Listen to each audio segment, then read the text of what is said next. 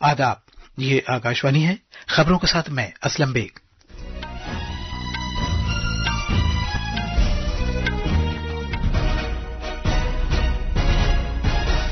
मालदीव के सदर डॉक्टर मोहम्मद मोइजू 5 दिन के सरकारी दौरे पर नई दिल्ली पहुंच गए हैं।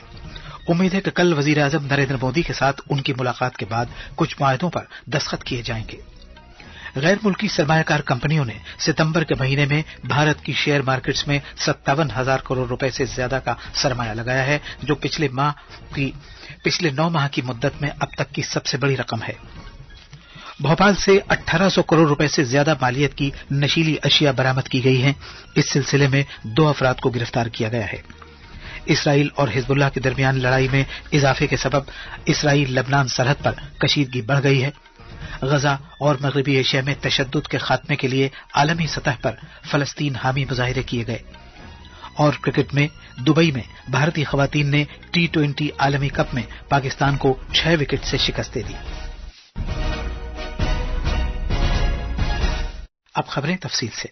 वजीर खारिजा डॉक्टर एस जयशंकर ने आज शाम मालदीव के सदर डॉक्टर मोहम्मद मोइजू से मुलाकात की। एक सोशल मीडिया पोस्ट में डॉक्टर जयशंकर ने कहा कि वो भारत मालदीव ताल्लुकात को बढ़ाने के सदर मोइजू के अज़्म की सताइश करते हैं। उन्होंने मजीद कहा कि उन्हें यकीन है कि कल वजीर आजम नरेंद्र मोदी के साथ सदर मोइजू की बातचीत से भारत और मालदीव के दरमियान दोस्ताना ताल्लुकात को नई जहत हासिल होगी। इससे पहले डॉक्टर मोहम्मद मोइजू 5 रोजा सरकारी दौरे पर नई दिल्ली पहुंचे थे।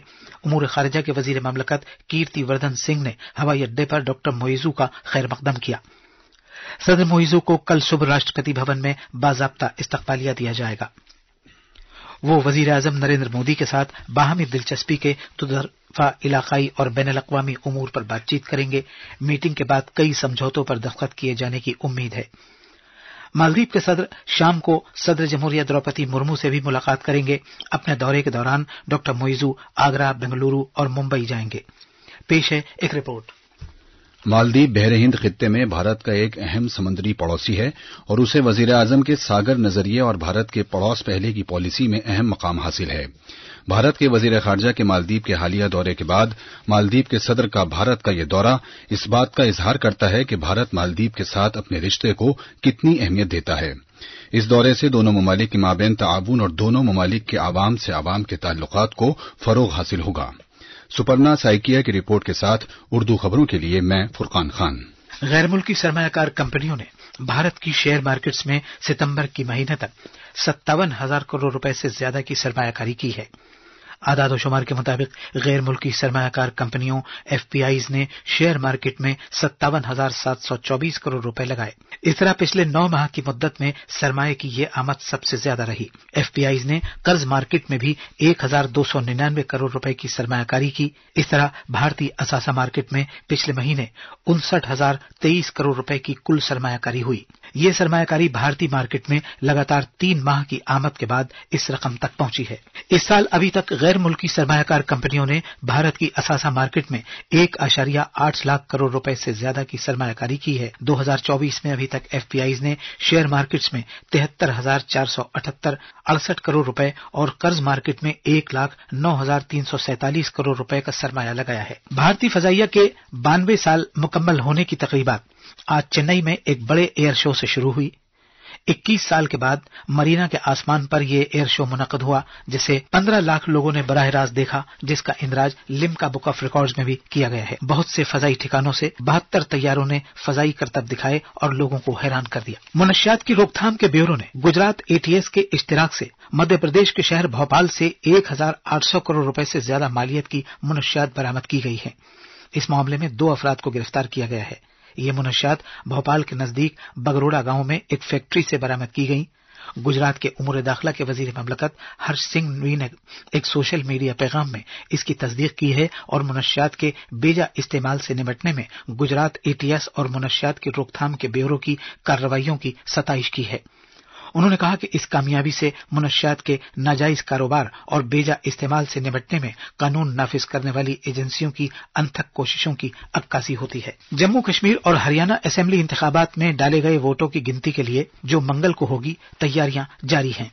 ووٹوں کی گنتی خوش اسلوبی سے کرانے کے لیے ہریانہ اور جموں کشمیر کے تمام مراکز پر سیکیورٹی کے مستحکم انتظامات کیے گئے ہیں۔ ہریانہ میں اسمبلی انتخابات میں تقریباً 67% پولنگ ہوئی تھی۔ ریاست بھر میں کل ایک ہی مرحلے میں تمام 90 اسمبلی حلقوں میں ووٹ ڈالے گئے تھے۔ ووٹ ڈالے جانے کا عمل پرامن طور پر مکمل ہونے کے بعد الیکٹرانک ووٹنگ مشینوں کو مختلف ضلعوں کے اسٹرانگ رومز میں 3 سطحی سیکیورٹی کے تحت رکھا گیا ہے۔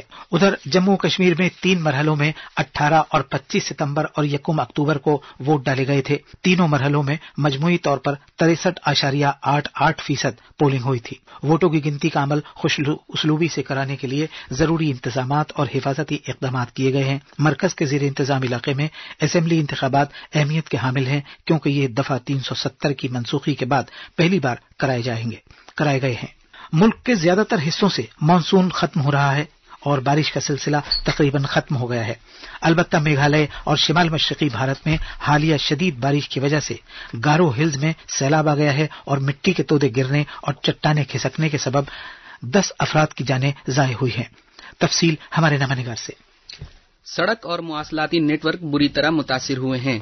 مغربی گارو ہلز میں ڈالو علاقہ اور جنوبی گارو ہلز میں گیسوا پارا علاقہ شدید بارش کی وجہ سے سب سے زیادہ متاثر ہوا ہے۔ جنوبی گارو ہلز میں ہاریا سیا سونگما گاؤں میں مٹی کے تودے گرنے کے سبب ایک ہی کنبے کے 7 افراد ہلاک ہو گئے۔ سیلاب آ جانے کی وجہ سے معمول کی زندگی میں رکھنا پڑا ہے اور سڑکوں اور پلوں کو نقصان پہنچا ہے۔ وزیر اعلیٰ کونریڈ سنگما نے سیلاب سے متعلق امدادی کاموں کا جائزہ لیا۔ NDRF اور آفات سے نمٹنے والی ریاستی ٹیمیں بچاؤ اور امدادی کارروائیوں میں مصروف ہیں۔ آج تھوڑی راحت ملی ہے کیونکہ بارش رک گئی ہے۔ شیلانگ سے پریتوش دکشت کی رپورٹ کے ساتھ اردو خبروں کے لیے میں تنویر الفرید۔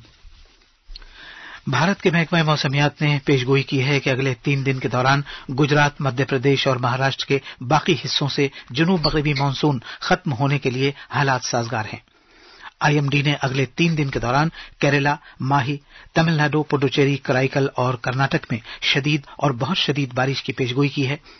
موسمیات کے محکمے نے کہا ہے کہ کرناٹک، اروناچل پردیش، ناگالینڈ، منی پور، میزورم اور تریپورہ میں اگلے 2 روز تک شدید بارش کا امکان ہے۔ IMD نے انڈمان اور نکوبار جزائر، لکشدیپ، آندھرا پردیش، یانم اور تلنگانہ میں بھی اس ہفتے ہلکی سے اوسط بارش کی پیشگوئی کی ہے۔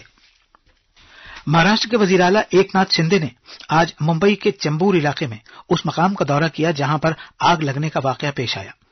انہوں نے مہلوکین کے کنبوں کو 5-5 لاکھ روپے معاوضہ دینے کا اعلان کیا ہے۔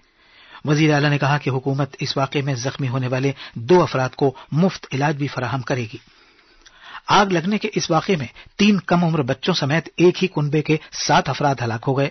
یہ حادثہ آج اس وقت پیش آیا جب ایک 2 منزلہ عمارت کے گراؤنڈ فلور کی ایک دکان میں شارٹ سرکٹ سے آگ لگ گئی۔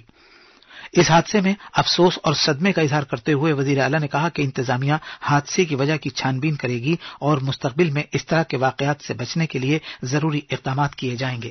مہاراشٹر سرکار اور بھارتی کھیل کود سے متعلق اتھارٹی کے درمیان آج ایک مفاہمت نامے پر دستخط کیے گئے جس کا مقصد ممبئی کے کنڈیولی میں مہارت کا ایک قومی مرکز قائم کرنا ہے۔ دستخط کیے جانے کی یہ رسم تجارت و صنعت کے مرکزی وزیر پیوش گوئل کی موجودگی میں انجام دی گئی۔ اجتماع سے خطاب کرتے ہوئے جناب گوئل نے کہا کہ مرکزی حکومت کھیل کود کے بڑے عالمی مقابلوں میں بھارت کی کارکردگی کو بہتر بنانے کے لیے سخت محنت کر رہی ہے۔ انہوں نے اعتماد ظاہر کیا کہ 2036 کے اولمپک مقابلے بھارت میں منعقد ہوں گے۔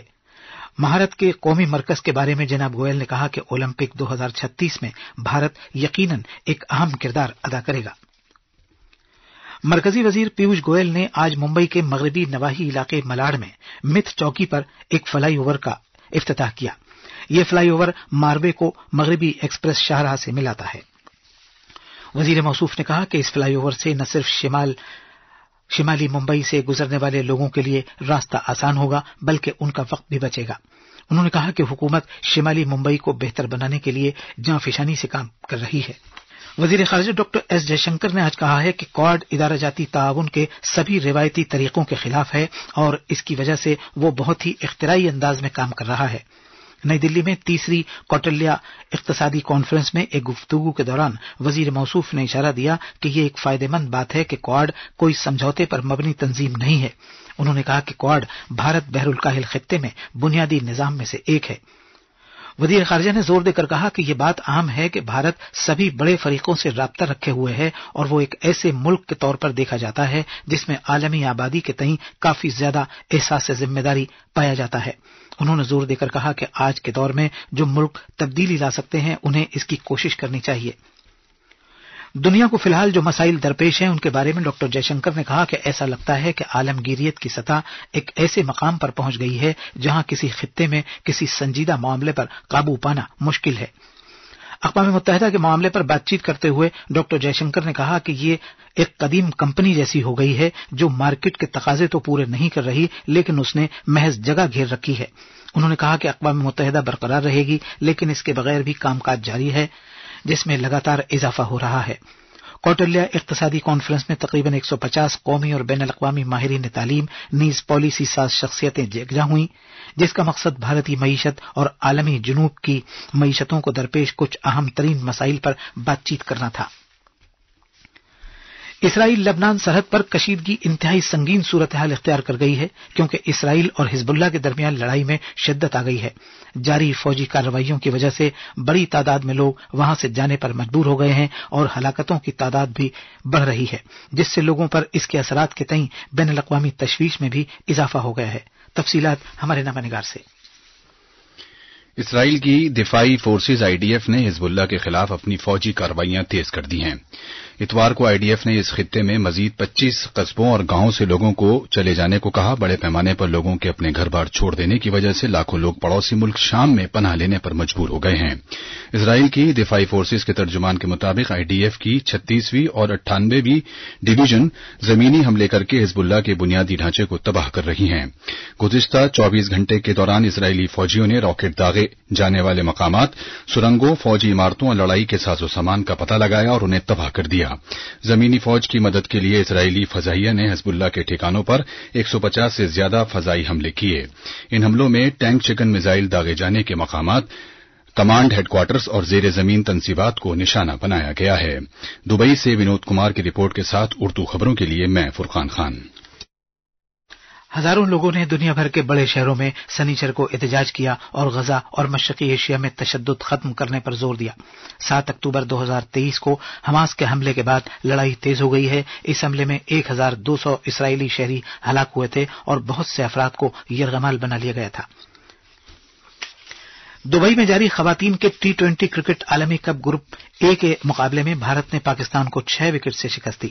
جیت کے لیے 106 رن کے ہدف کا پیچھا کرتے ہوئے بھارت نے 18 اوورز اور 5 گیندوں میں 4 وکٹ پر 108 رن بنائے۔ بھارت کے لیے شفالی ورما نے 35 گیندوں میں 32 رن جبکہ جیمیما روڈرگز نے 28 گیندوں میں 23 رن بنائے۔ اس سے پہلے ٹاس جیتنے کے بعد پہلے بلے بازی کرتے ہوئے پاکستان نے مقررہ 20 اوورز میں 8 وکٹ پر 105 رن بنائے تھے۔ مردوں کے کرکٹ میں بھارت اور بنگلہ دیش کے درمیان گوالیار میں جاری 3 میچوں کی سیریز کے پہلے T20 بین الاقوامی میچ میں بنگلہ دیش نے بھارت کی جیت کے لیے 128 رن کا نشانہ رکھا ہے۔ اور آخر میں خاص خبریں ایک بار پھر۔ مالدیپ کے صدر ڈاکٹر محمد معیزو 5 دن کے سرکاری دورے پر نئی دلی پہنچ گئے ہیں۔ امید ہے کہ کل وزیر اعظم نریندر مودی کے ساتھ ان کی ملاقات کے بعد کچھ معاہدوں پر دستخط کیے جائیں گے۔ غیر ملکی سرمایہ کار کمپنیوں نے ستمبر کے مہینے میں بھارت کی شیئر مارکیٹس میں 57,000 کروڑ روپے سے زیادہ کا سرمایہ لگایا ہے جو پچھلے 9 ماہ کی مدت میں اب تک کی سب سے بڑی رقم ہے۔ بھوپال سے 1800 کروڑ روپے سے زیادہ مالیت کی نشیلی اشیاء برآمد کی گئی ہیں۔ اس سلسلے میں 2 افراد کو گرفتار کیا گیا ہے۔ اسرائیل اور حزب اللہ کے درمیان لڑائی میں اضافے کے سبب اسرائیل لبنان سرحد پر کشیدگی بڑھ گئی ہے۔ غزہ اور مغربی ایشیا میں تشدد کے خاتمے کے لیے عالمی سطح پر فلسطین حامی مظاہرے کیے گئے ہیں۔ اور کرکٹ میں دبئی میں بھارتی خواتین نے T20 عالمی کپ میں پاکستان کو 6 وکٹ سے شکست دے دی۔ اسی کے ساتھ خبروں کا یہ بلیٹن ختم ہوا۔